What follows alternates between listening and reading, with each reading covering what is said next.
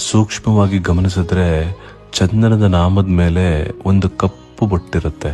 ಆ ಕಪ್ಪು ಬೊಟ್ಟು ಏನಕ್ಕೋಸ್ಕರ ಇಡ್ತಾರೆ, ಅದು ಯಾವ ವಸ್ತುವಿಂದ ತಯಾರಾಗುತ್ತೆ ಅಂತ ನಿಮ್ಗೆ ಏನಾದ್ರೂ ಗೊತ್ತಾಗ್ಬಿಟ್ರೆ ದಿಗ್ಭ್ರಮೆ ಆಗೋದ್ರಲ್ಲಿ ಆಶ್ಚರ್ಯನೇ ಇಲ್ಲ. ದಿಗ್ಭ್ರಮೆ ಅಲ್ಲ, ನಮ್ ಕಾಲ್ ಕೆಳಗಡೆ ನಾವು ನಿಂತಿರೋ ನೆಲಾನೇ ಕುಸ್ತೋದಂಗಾಗತ್ತೆ. ಶ್ರೀ ಪಾಂಡುರಂಗರ ಕರುಣೆ ಅಂತಿಂತದ್ದಲ್ಲ. ಬನ್ನಿ, ಈ ಕಪ್ಪು ಬೊಟ್ಟು ಏನಕ್ಕೋಸ್ಕರ ಇಡ್ತಾರೆ, ಏನ್ರಿಂದ ತಯಾರು ಮಾಡ್ತಾರೆ ಅಂತ ಈ ಕಥೆಯಲ್ಲಿ ತಿಳ್ಕೊಳ್ಳೋಣ.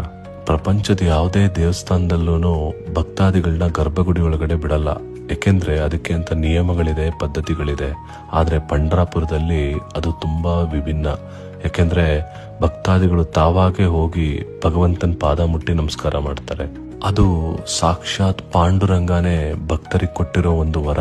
ಶ್ರೀ ಪಾಂಡುರಂಗರನ್ನ ದರ್ಶನ ಮಾಡ್ಕೊಳ್ಳಕ್ಕೆ ಪ್ರಪಂಚದ ಮೂಲೆ ಮೂಲೆಗಳಿಂದ ಭಕ್ತಾದಿಗಳು ಜನಸಾಗರೋಪಾದಿಯಲ್ಲಿ ಬರ್ತಾರೆ.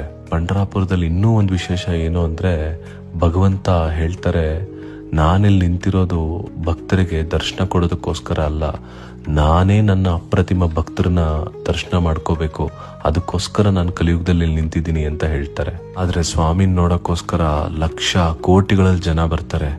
ಎಲ್ಲಾರು ಕ್ಯೂ ಅಲ್ಲಿ ಇಲ್ಲಿ ನಿಂತು ಒದ್ದಾಡ್ಕೊಂಡು ಸ್ವಾಮಿನ ದರ್ಶನ ಮಾಡ್ಕೋಬೇಕಾಗತ್ತೆ. ಅದರಲ್ಲೂ ವರ್ಷದ ವಿಶೇಷ ದಿನಗಳಲ್ಲಿ ಸ್ವಾಮಿನ ನೋಡ್ಬೇಕು ಅಂದ್ರೆ ಎಷ್ಟೋ ಜನ ಭಕ್ತಾದಿಗಳು ದಿನಗಳ ಕ್ಯೂ ಅಲ್ಲಿ ಕಾದಿರೋದಿದೆ.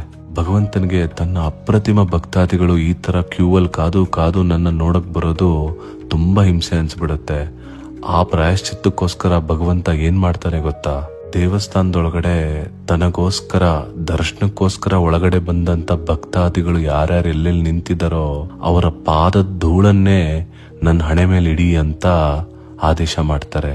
ಹೌದು, ಇವಾಗ ನೀವು ಕೇಳಿದ್ದು ಅಕ್ಷರಶಃ ಪ್ರತಿಯೊಂದು ಸತ್ಯ. ಪಂಢರಾಪುರದಲ್ಲಿ ದರ್ಶನದ ಸಮಯ ಮುಗಿದ್ಮೇಲೆ ದೇವಸ್ಥಾನದ ಬಾಗ್ಲ ಹಾಕಿದ್ಮೇಲೆ ದೇವಸ್ಥಾನದೊಳಗಡೆ ಕಸ ಗುಡಿಸ್ತಾರೆ. ಕಸ ಗುಡಿಸಿ ಬಂದಂತ ಭಕ್ತಾದಿಗಳ ಪಾದದ ಧೂಳನ್ನ ಒಂದ್ ಕಡೆ ಜಲ್ಡಿ ಹಿಡಿದು ತೆಗೆದಿಡ್ತಾರೆ. ಆಮೇಲೆ ಆ ಭಕ್ತಾದಿಗಳ ಪಾದದ ಧೂಳನ್ನ ತಗೊಂಡು ಪರಮ ಪವಿತ್ರವಾದ ಚಂದ್ರಭಾಗ ನದಿ ನೀರಿನ ಜೊತೆ ಬೆರೆಸಿ ಒಂದು ಪೇಸ್ಟ್ ತರ ರೆಡಿ ಮಾಡ್ಕೋತಾರೆ. ಮಾರನೇ ದಿನ ಸ್ವಾಮಿಗೆ ಅಲಂಕಾರ ಎಲ್ಲ ಮುಗಿದ್ಮೇಲೆ ಚಂದನದ ನಾಮ ಇಡಲಾಗತ್ತೆ. ಆ ನಾಮದ ಮೇಲೆ ಭಗವಂತನ ಅಪ್ರತಿಮ ಕೋಟ್ಯಾಂತರ ಭಕ್ತರ ಪಾದದ ಧೂಳನ್ನ ಸ್ವಾಮಿ ಹಣೆ ಮೇಲೆ ಚಿಕ್ಕದಾಗಿ ಒಂದು ಬೊಟ್ಟು ರೂಪದಲ್ಲಿ ಇಡಲಾಗುತ್ತೆ. ಭಗವಂತನ ಈ ಕರುಣೆ ಪ್ರೀತಿ ತುಂಬಿದ ಕತೆ ಯಾರೇ ಕೇಳಿದ್ರು ಕಣ್ಣಲ್ಲಿ ನೀರ್ ತಿರುಗೋಗುತ್ತೆ.